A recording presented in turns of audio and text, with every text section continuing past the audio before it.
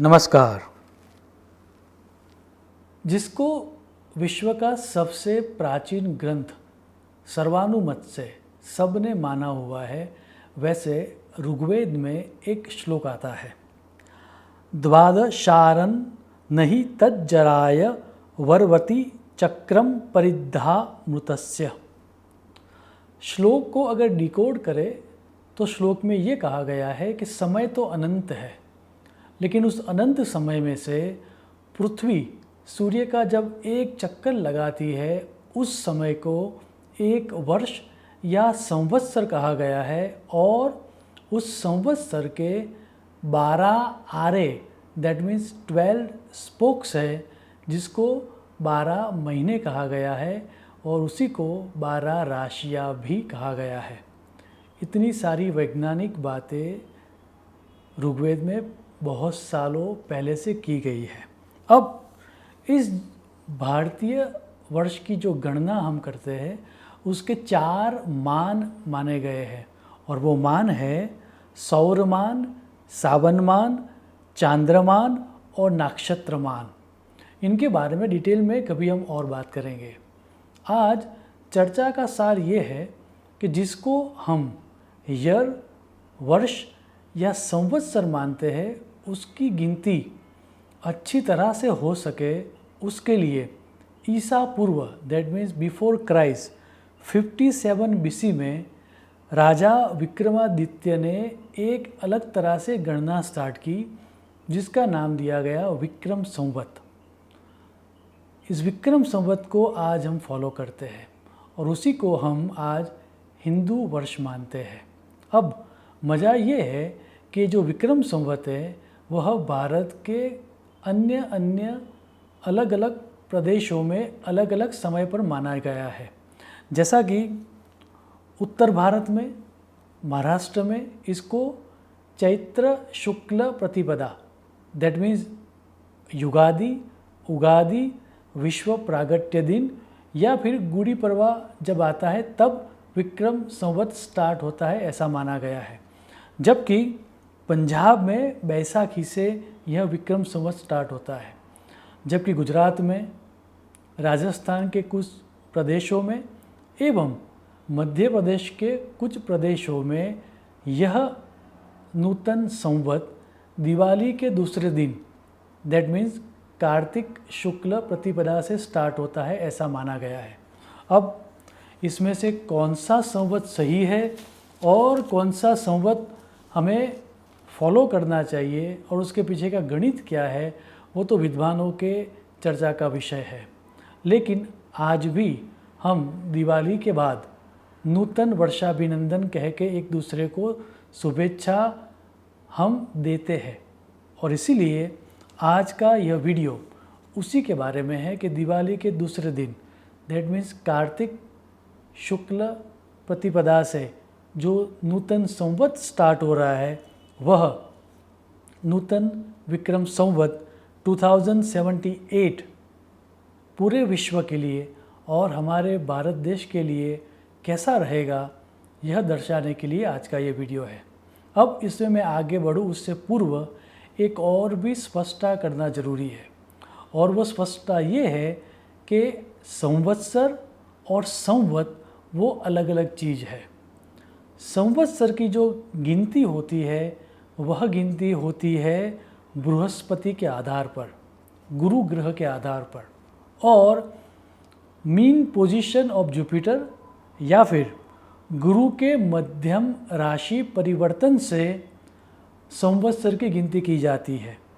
अब ये मध्यम राशि परिवर्तन गुरु का जरूरी नहीं है कि वह दिवाली के दूसरे दिन ही हो, इसीलिए संवत्सर की शुरुआत का जो गणित है वो अलग है।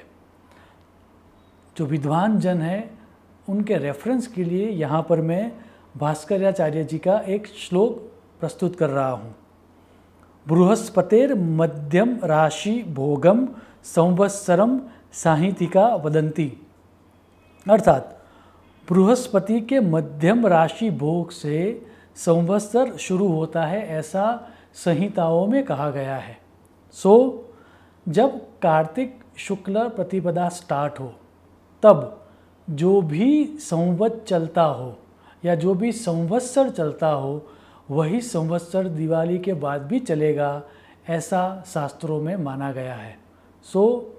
जब इस साल 2021 में दिवाली के बाद का दिन जो आएगा विच इज़ कार्तिक शुक्ल प्रतिपदा, तब विक्रम संवत 2078 में प्रमादी नामक संवत्सर चल रहा होगा और इसीलिए विक्रम संवत 2078 में प्रमादी संवत्सर है, ऐसा पंचांगों में और विद्वानों के द्वारा कहा जाता है। अब सर्वप्रथम हम ये देखेंगे कि ये जो प्रमादी संवत्सर है उसकी इफ़ेक्ट पूरे विश्व पर क्या होगी और प्रमादी संवत्सर की इफ़ेक्ट पूरे विश्व पर क्या होगी वो दर्शाने के लिए नारद संहिता में यह श्लोक दिया गया है। नृप संक्षोभम अत्युग्रम प्रजापीड़ा त्वनर्धता तथापि दुखम आपनोति प्रमादी वत्सरे जनः। अगर श्लोक को डिकोड करके समझें तो ये स्पष्ट समझ में आता है कि इस समय में विश्व के नेताओं के बीच उग्र वाद विवाद होंगे। कुछ नेताओं के या फिर गवर्नमेंट रिप्रेजेंटेटिव के इलॉजिकल स्टेटमेंट के कारण युद्ध जैसी परिस्थितियों का निर्माण होगा। देश के अंदर भी नेताओं के आइदर स्कैंडल्स के कारण या फिर नेताओं के विवादास्पद निवेदनों के कारण सिविल वॉर जैसी परिस्थितियों का निर्माण होगा। इतना ही नहीं, गवर्नमेंट पॉलिसीज़ या फिर एस्टैब्लिशमेंट के सामने लोग प्रोटेस्ट करेंगे और सामान्य लोग रास्ते पर आकर उग्र आंदोलन चलाए, ऐसा स्पष्ट दिख रहा है। ऐसी ही कोई बात रुद्रयामल ग्रंथ में एवं काश्यप संहिता में भी कही गई है। याद रहे, ये जो श्लोक है वो पूरे विश्व के लिए है।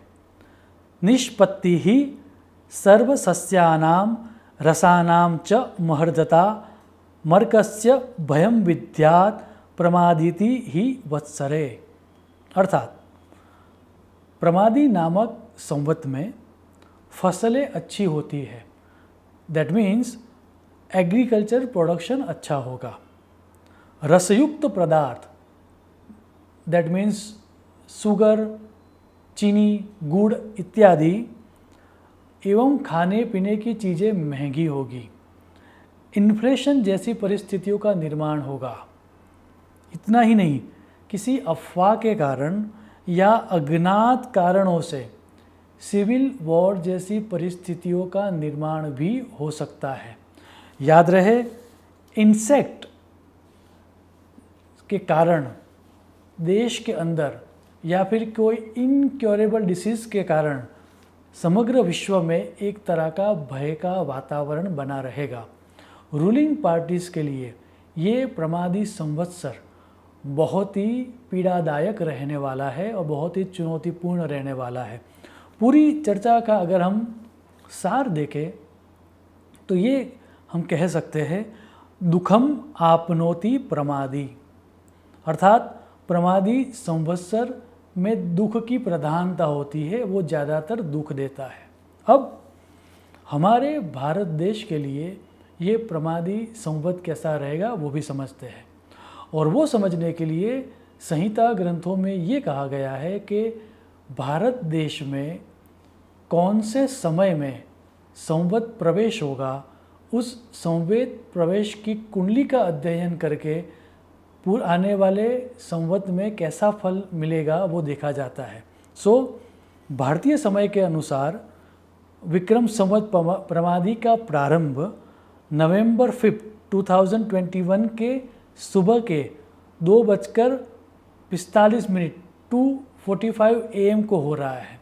आप उस समय की कुंडली देखें। सिंह लग्न आ रहा है। लग्न का स्वामी सूर्य तीसरे स्थान में तुला राशि में नीच का है। शनि, गुरु, प्लूटो की युति 6th हाउस में है और राहु 10th स्थान में है। इस तरह की कुंडली के लिए गौतम संहिता एवं वाजस्नेही संहिता में यह श्लोक दिया गया है। सिंह लग्ने दक्षिणस्याम दंष्टा भयम उदीर्यते धान्ये समर्थता मास षटकया वध्यनो महान। अगर श्लोक को डिकोड करें तो ग्रह योग, दक्षिण के राज्यों में इंसेक्ट्स के कारण समस्याएं, मनुष्यों को इनक्योरेबल डिसीज के कारण डर एवं मध्य प्रदेश में राजकीय अस्थिरता या सत्ता परिवर्तन होता है, ऐसा स्पष्ट कहा गया है। अब संवेद प्रवेश की कुंडली का जब अध्ययन करते हैं तब कुछ और चीज़ें भी उजागर होकर आती है। और संवेद प्रवेश की कुंडली में लग्न का स्वामी सूर्य एवं पंचम भाव का स्वामी गुरु नीच का है। अब लग्नेश और पंचमेश दोनों जब नीच के हो और प्रमादी संवत्सर बन रहा हो, तब इस तरह की ग्रह परिस्थितियाँ किस तरह का फल देती है, उसके लिए गौतम ऋषि ने यह श्लोक दिया है। मकरे च गुरौ चैव दुर्भिक्षम घोर दारुणम विग्रहम याति राजानः त्रिमासान्ते शुभम भवेत्।